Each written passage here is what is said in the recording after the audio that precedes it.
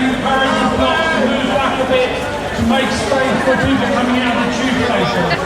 And if the speakers are here, could they make their way to the stage? And everybody get ready to shout to this government that we want no cuts and no austerity. No cuts, no austerity.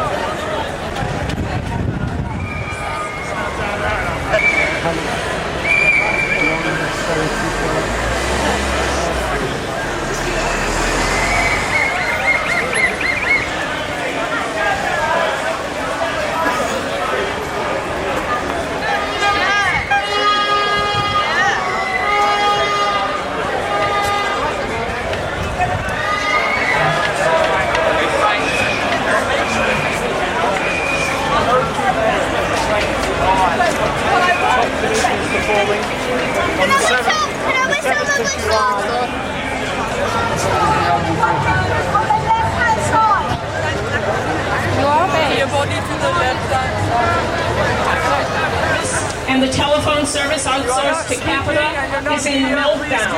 Residents find it almost impossible to reach their services or their counselors, and counselors find it almost impossible to do their jobs. Because of a flawed allocation of members to committees, the council is now in complete limbo, paralyzed until they redo this job in July.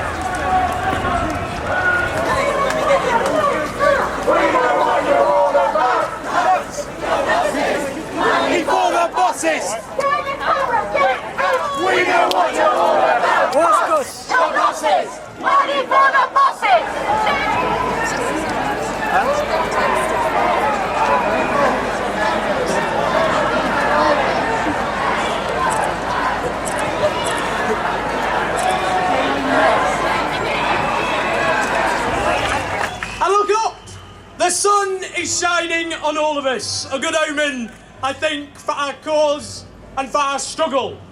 But friends, by turning up today, we have made a commitment, we have made a pledge, we have made an oath that we will not accept working people, disabled people, unemployed people being made to pay for a crisis they had absolutely nothing to do with. There's so much anger, but there's one thing missing: hope. And what happens when you strip hope away? UKIP happens. Now friends, they posture as the anti-establishment party. It's comical, it's beyond satire. A party led by a privately educated ex-city trader. But here's the thing, not only do they want to slash taxes on those at the top. Not only do they want to dismantle our NHS in a way this government can never even imagine, not only do they want to strip what remaining rights they have, we have to say to people, they're letting those at the top off the hook. So let's say this to people. Who is responsible for the mess this country is in? Is it the Polish fruit picker? Is it the Nigerian cleaner? Is it the Indian nurse? Or is it the bankers who plunged this country into economic disaster? All of the people at the top are trying to turn us against each other with this politics of envy. So we must have a message of hope, of courage, and of solidarity. That is what today is all about. Now, friends, not only have they failed on their own terms, they've added more debt in 4 years than Labour did in 13. But that's not what this was about. This was an excuse to push policies they always wanted to get away with. The handing off of our NHS to their tax-dodging private healthcare firms, the dismantling of social security, the attack on workers' rights. But friends, this is the country they are building.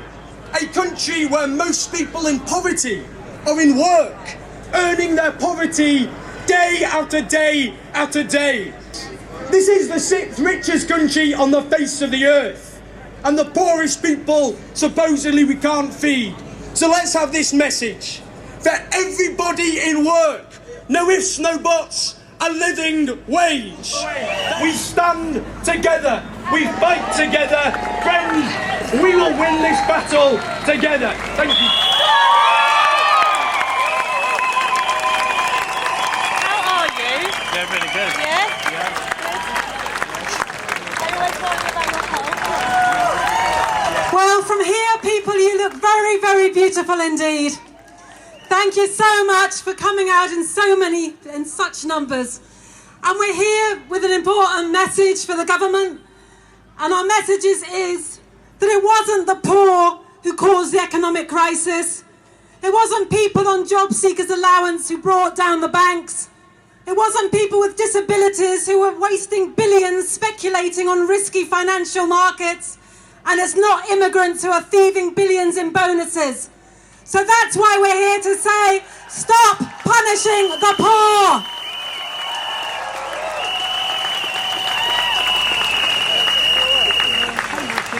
We're here to oppose the cuts to benefits. We're here to oppose the cap on public sector wages. We're here to oppose workfare and the sanctioning of claimants. The list goes on and the pain gets deeper. And that's why we say that it is obscene that the richest 1% owns the same wealth as 54% of the population. And it is a scandal that over 500,000 people are using food banks in the 7th largest economy in the world. What about cutting down on tax evasion and tax avoidance, and let's scrap Trident? Let's change the ideology that says that public is bad and private is good. Let's say that we can make a difference. All of you being here today does make a difference. Thank you so much for being here.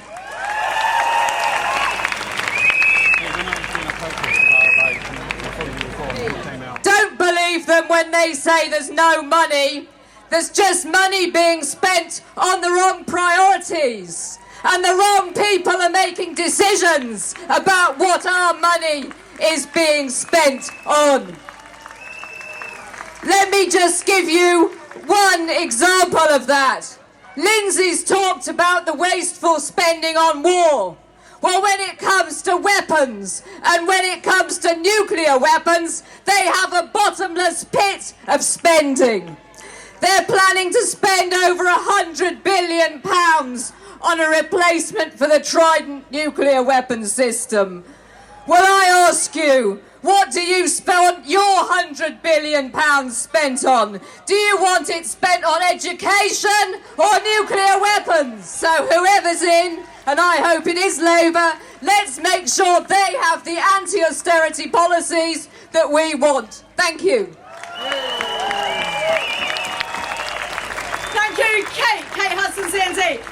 If you're looking for trouble, Here's how to start. Blow up the theatres, tear down the art, burn down the libraries and concert halls, cut your jazz and ballet, then cut off your balls, because you're a serial killer of culture, a serial killer of the soul.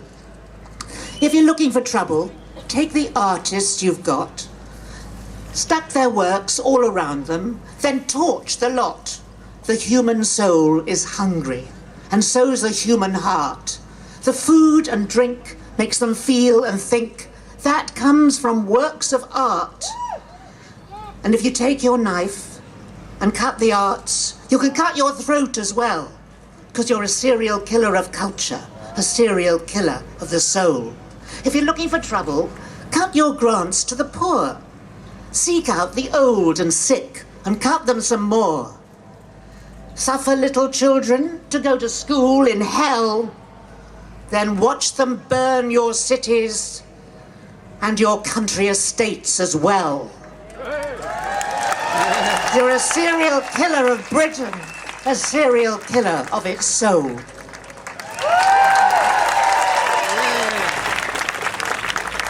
A number of things that we have to learn if this government has been doing the things that it says it's been doing. The number of things we have to learn about the way the world works. One of the things we have to learn is that apparently the country can't afford the things that it could afford 60, 70 years ago. We need austerity, so that the money must have gone somewhere.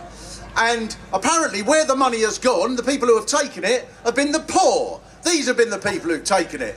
It's the poor who have taken them. They used to be able to afford libraries, we used to be able to afford fire stations. We can't anymore. And apparently it's the poor. We can't take it off the rich. They can't afford it. They've not got two halfpennies to rub together, the rich. This is mainstream economics now, is that the poor are richer than the rich. That's the first thing we have to learn. We used to be able to afford these things. 60, 70 years ago, there was an idea that you would be looked after, not because things were free, but because we paid for things collectively. So you went to school or maybe university, and then you maybe was able to get a council house, and then you were looked after in your old age. All of those things now we can't afford. Now you're constantly going to be in debt through university fees, buying a ridiculously priced house or saving up for your pension. All of those things we can't afford. And yet the idea, I heard a spokesman talking about it, saying we just have to be prepared to put more money aside during the years that we're working, as if most people have got all this extra money, as if at the end of every month people are thinking, I was wondering where to put that money. Thank you, government, now I can put it into an ISA account. I've been not able to walk around the house because the house is full of money. This is the Ian Duncan Smith world. If you want to change anything, you can't do it by being too extreme, you can't do it by demonstrating and wave placards, you can only do it by being moderate and winning over the middle ground, because the British people will not support a lost cause, even though over the last week many people have come together to support the lost cause of the England football team. Nonetheless, this is how you change things. It's when people fight in massive numbers, that is when you change the things that go on in there, more than sucking up to them in the way that the Labour leader has been doing. That is how we're going to change.